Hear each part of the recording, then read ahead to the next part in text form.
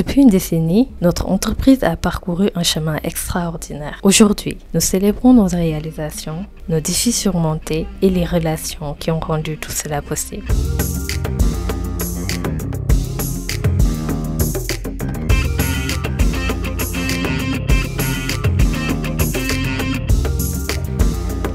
Bonjour Aurélie. Hey, bonjour Mali. Ça va bien? Ça va et toi? On vient filmer chez toi aujourd'hui. Est-ce que tu es d'accord? Oui. Ok, bon ben super, merci.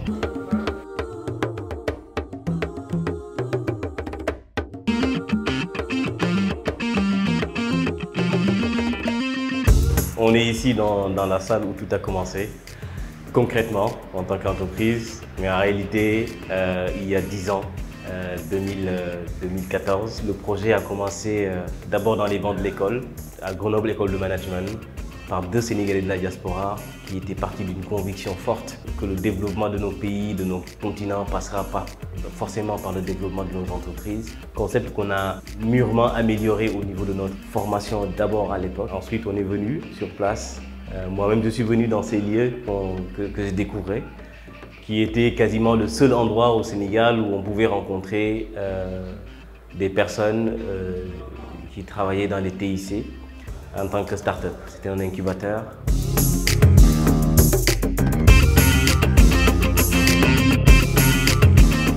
Et quand on est arrivé dans cette salle la première fois, on avait des tables tout au long où les gens avaient, les porteurs de projets avaient droit à 2 places. Nous, on était au fond là-bas, avec 2 places sous la clim. On a passé quasiment la toute première année de l'entreprise dans cette salle-là. Donc aujourd'hui, c'est avec beaucoup d'émotions que je reviens ici. Et donc les premières entreprises qu'on a accompagnées en Afrique, au Sénégal en particulier, étaient assises là.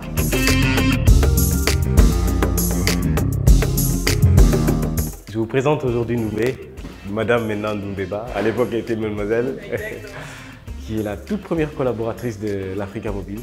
Elle faisait de la comptabilité, de l'administratif, de la RH, du support, de l'accueil, sorte de couteau suisse quoi. Ndoumbe, je te laisse te présenter et me dire quel était ton meilleur souvenir à l'Africa Mobile. Bonjour Malik, alors disons que mon meilleur souvenir ici, c'est ma rencontre avec toi. Ça a été ma première réelle expérience professionnelle, voilà, d'avoir intégré l'Africa Mobile. Tu m'as motivée à aller de l'avant. J'ai beaucoup appris à l'Africa Mobile. J'ai vraiment fait mon insertion professionnelle grâce à l'âme. Donc pour toujours, je te serai reconnaissante pour ça. Et voilà mon meilleur souvenir à l'âme.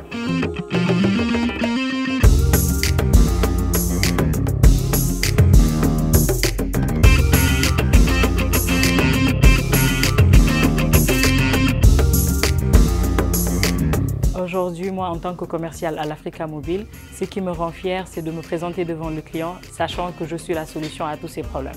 Ces problèmes liés à la communication ou ces problèmes liés à un rapprochement ou des rapprochements qu'il souhaiterait avoir à ses clients à lui-même.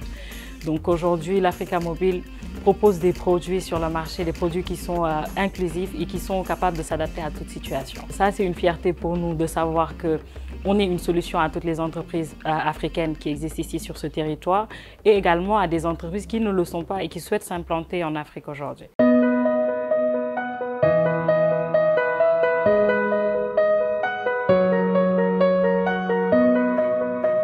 Teranga Capital a investi dans l'Africa Mobile en 2019 car nous avions déjà perçu à l'époque que l'entreprise avait connu un très beau début de parcours avec une belle performance, une gestion assez rapprochée de ses finances et un gros potentiel de marché.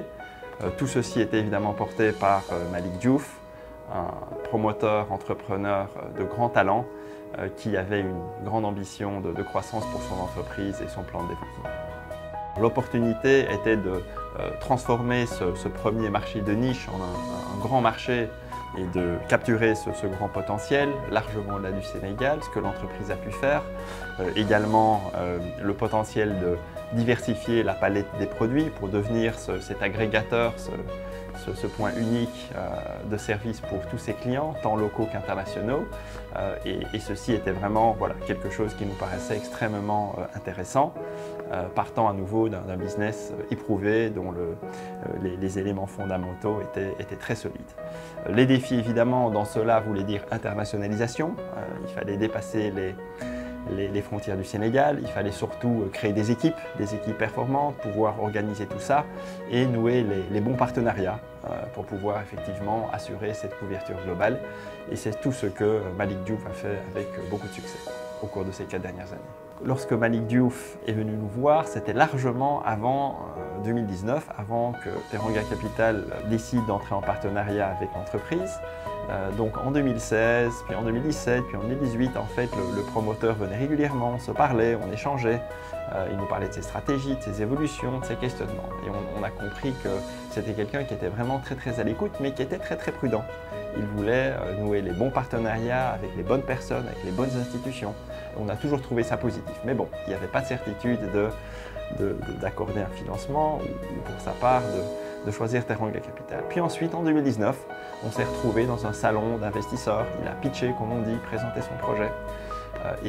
Lorsqu'il a les investisseurs internationaux qui trouvaient son projet très intéressant lui ont demandé « Bon, mais combien est-ce que tu lèves de fonds et avec qui tu veux le faire ?» Il a dit « Ah, mais vous savez, moi je suis là, mais j'ai déjà choisi mes partenaires. Mes partenaires, du début, pour ce tour de financement, ils sont au Sénégal et je les ai déjà choisis. » Et donc l'anecdote est vraiment marquante parce que c'est quand même le premier entrepreneur qui disait à des investisseurs potentiels qu'il n'avait pas besoin de leur argent et qu'il avait donc déjà choisi ses partenaires pour sa première phase de développement.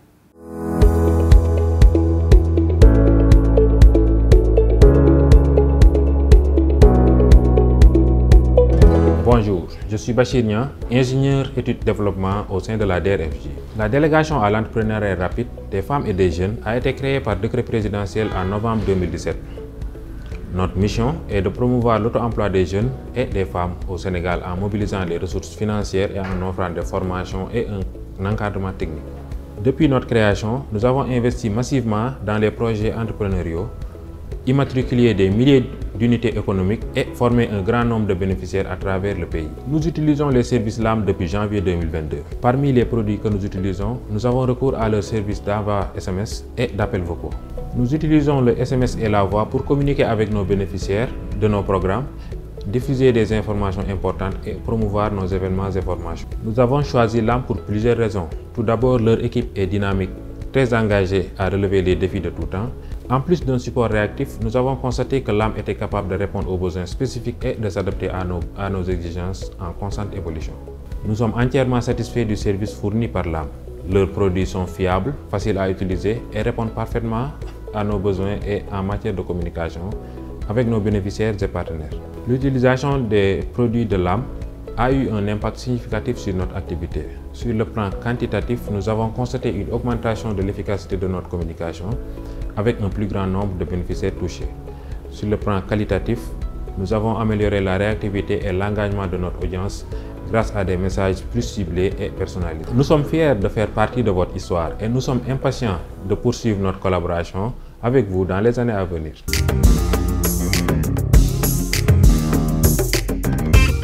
De là, on fait coïncider avec l'avènement de l'Africa Mobile comme premier agrégateur VAS au Sénégal.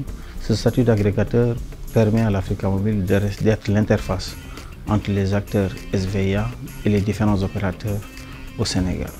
Auparavant, pour pouvoir connecter un code, l'acteur SVIA ou l'entreprise sénégalaise était obligé tout simplement de passer par tous les 3 opérateurs du Sénégal pour pouvoir avoir son produit live au niveau des différentes interfaces. Ce statut en fait d'agrégateur permet un développement du marché SVA, mais aussi la prise en charge de l'ensemble des besoins des acteurs SVA. Ce positionnement de LAM leur permet de gagner du temps en termes d'intégration, mais aussi de réduire les coûts d'intégration parce que devant s'intégrer qu'à une seule interface agrégateur pour pouvoir accéder à l'ensemble des services SVA.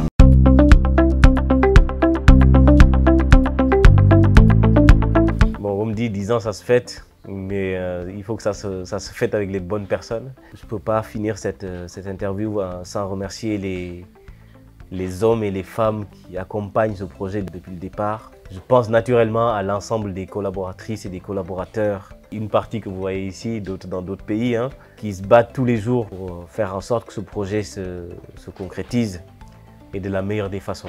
Tous mes remerciements d'abord aux collaborateurs, mais également à tous ceux qui nous accompagnent et qui nous ont accompagnés depuis le départ. Je pense notamment aux administrateurs, aux investisseurs qui nous font confiance, à tout l'écosystème, parce que nous, on est aussi portés par ces écosystèmes-là, ces pays dans lesquels nous sommes, où il y a énormément d'organisations qui militent et qui œuvrent à accompagner les entreprises, de façon, j'allais dire start-up, mais les entreprises de façon plus globale, à se développer. Je pense naturellement aussi à nos familles. C'est des gens qui sont très pudiques, je suis sûr, n'apprécieront pas que je cite leur nom, mais parfois on voit les équipes, les entrepreneurs, on pense que c'est des gens, c'est des supermans qui sont capables de tout. C'est pas vrai, je vous le dis, faites-moi confiance, ce n'est pas vrai.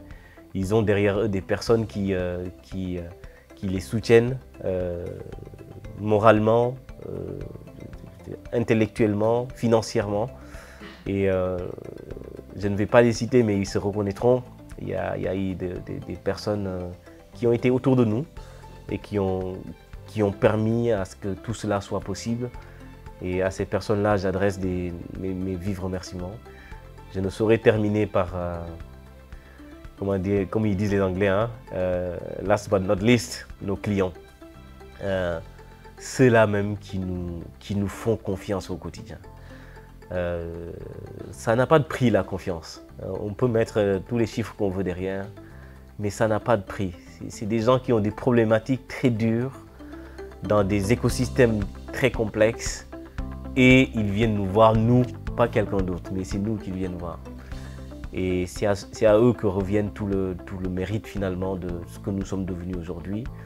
Donc j'aimerais dire à tous nos clients qui nous regardent, qui nous ont fait confiance depuis le début, j'aimerais vraiment leur adresser mes sincères remerciements de nous avoir simplement fait confiance. Nous, on sera là pour faire en sorte de mériter cette confiance et se battre tous les jours pour ne pas vous décevoir.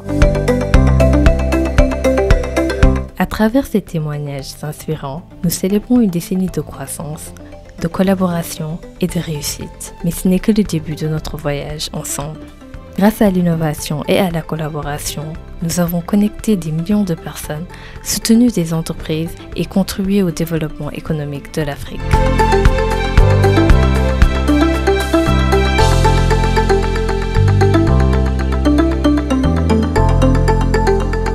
L'avenir est plein de promesses. Avec vous et pour vous, nous continuerons d'innover, d'élargir notre impact et à connecter l'Afrique au monde.